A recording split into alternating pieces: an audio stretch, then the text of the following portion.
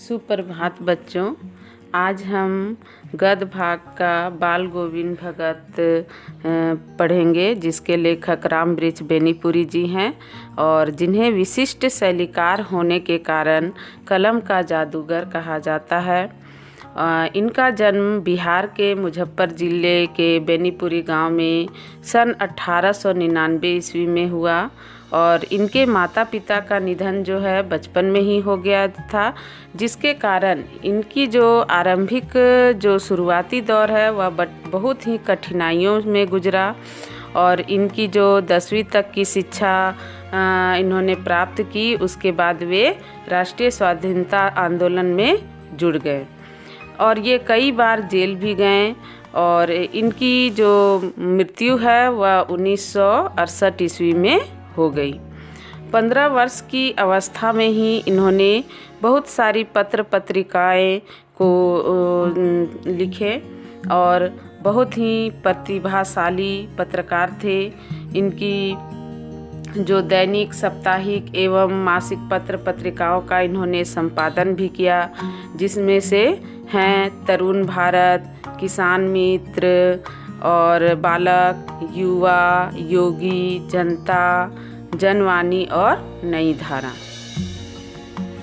गद्य की विभिन्न विधाओं में इन्होंने अपनी प्रतिष्ठा प्राप्त की है और इनका जो पूरा साहित्य है वह किसमें लिखा गया है? बेनीपुरी रचनावली के 8 खंडों में प्रकाशित हुई है। इनकी जो रचना है वो पतितों के देश में जो उपन्यास है, चिता के फूल जो कहानी है और अम्बपाली नाटक है, माटी की मूर्तें रेखाचित्र है, पैरों में पंख बांधकर यात्रा वृत्तांत है, जंजीरें और दीवारें जो हैं वह संस्मरण है।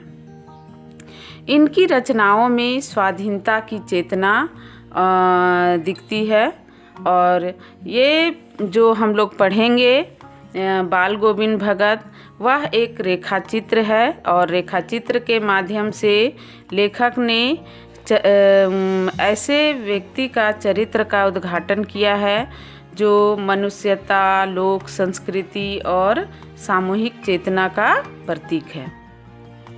इनकी जो वेशभूषा या जो बाह्य अनुष्ठान है वे सन्यासी नहीं होता है, लेकिन उनका जीवन सन्यास के मानवीय सरोकार होते हैं। यह पाठ जो है सामाजिक रूढ़ियों पर भी क्या है? प्रहार करता है। इस रेखाचित्र की एक प्रमुख विशेषता है कि बाल गोविंद भगत के माध्यम से लेखक ने ग्रामीण जीवन की जो सजीव झांकी दिखाने का प्रयास किए हैं और हम लोग पढ़ेंगे तो ऐसा प्रतीत होता है जिसमें इसमें सामाजिक और ग्रामीण जीवन को दिखाने का प्रयास किए हैं। तो आइए अब हम बाल गोविंद भगत पाठ पढ़ते हैं। बाल गोविंद भगत मंझोले कद के गोरे चिट्ठे आदमी थे। यहाँ मंझोले का अर्थ है ना अधिक बड़ा और ना ही अधिक छोटा, बीच का। 60 से ऊपर के ही होंगे। जो बाल गोविंद भगत हैं वो उनकी उम्र 60 वर्ष की होगी। बाल पक गए थे, लंबी दाढ़ी या जटाजूट तो नहीं रखते थे। उनकी जो बाल थे वो पक गए थे और जैसे कि भगत साधु संत लोग की दाढ़ी बढ़ी हुई रहती है उस तरह से वो नहीं रखते थे। केवल बाल उनके पक गए थे जो सफ़ेद थे, किंतु हमेशा उनका चेहरा सफ़ेद बालों से ही जगमग किए रहता और जो उनका बाल था वह सफ़ेद था। कपड़े बिल्कुल कम पहनते। वे जैसे साधु संतों की तरह वे कपड़े कम पहना करते थे। कमर में एक लंगोटी मात्र और सिर में कबीर पंथियों की सी कनफटी टोपी।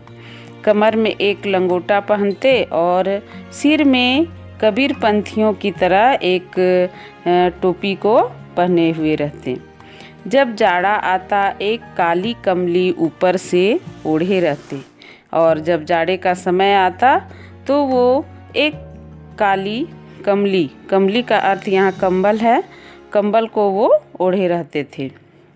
मस्तक पर हमेशा चमकता हुआ राम नंदी चंदन, और उनके ललाट पर क्या है, एक चंदन लगाया करते जो नाक के एक छोर से ही औरतों के टीके की तरह शुरू होता। मतलब यहाँ पर है कि नाक से ललाट में लंबा सा एक टीका लगाते चंदन का।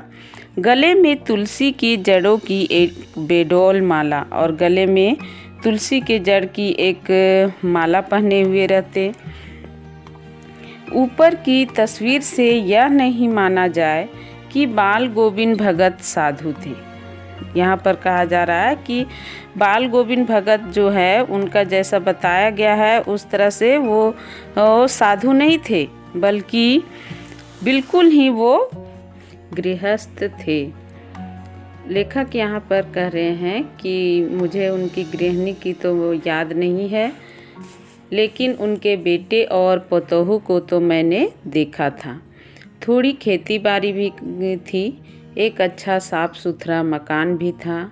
लेखक यहाँ पर याद करते हुए कह रहे हैं कि जो बाल गोविंद भगत है वो उनकी पत्नी को मैंने नहीं देखा था, और उनके एक बेटी और एक पतोहू थी। पतोहू यहाँ बेटे की पत्नी, और खेती बाड़ी भी वे करते थे, और उनका एक छोटा सा मकान भी था। किंतु खेती बाड़ी करते, परिवार रखते भी बाल गोविंद भगत साधु थे। ये सब करते हुए भी, गृहस्थ जीवन जीते हुए भी उन्हें एक भगत के रूप में, एक साधु के रूप में कहा गया है। साधु की सब परिभाषाओं में खरे उतरने वाले, मतलब साधु के उनमें सारे गुण थे।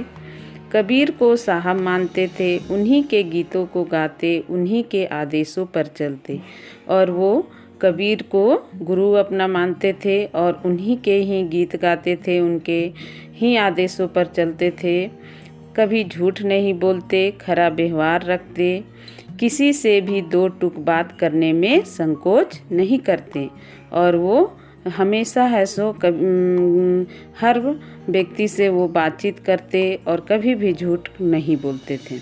ना किसी से खामा-खा झगड़ा मोल करते, और ना ही किसी से वो झगड़ा भी करते थे।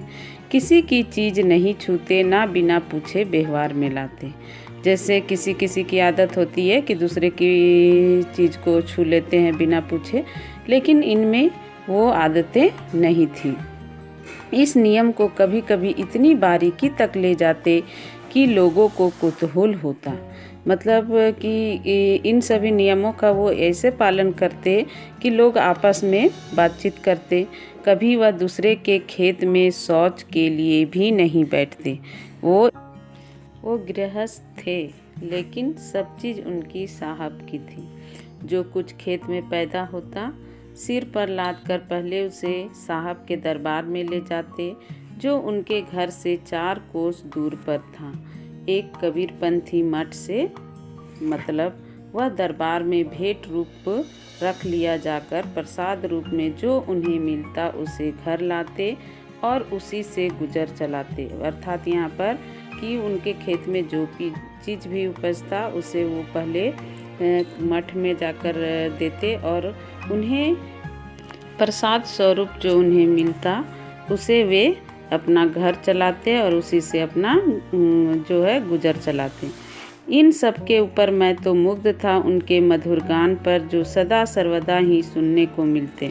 लेखक यहाँ कह रहे हैं कि कबीर के वे जो पद थे वह जो बाल गोविंद भगत गाते हमेशा, और उनके कंठ से जो निकलता वह पद वह बहुत ही ऐसा लगता जैसे वो सजीव है।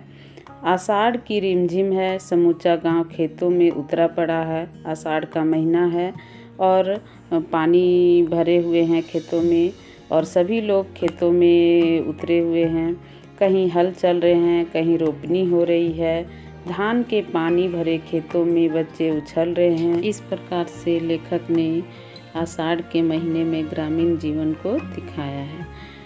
अगले वीडियो में हम अगले भाग को पढ़ेंगे और मैं इससे संबंधित आपको कुछ प्रश्न पूछ रही हूँ और आप उस प्रश्नों का उत्तर देंगे। पहला प्रश्न है, कलम का जादूगर किसे कहा जाता है? दूसरा प्रश्न है, बाल गोविंद भगत की प्रमुख रचनाएं कौन कौन सी है? धन्यवाद।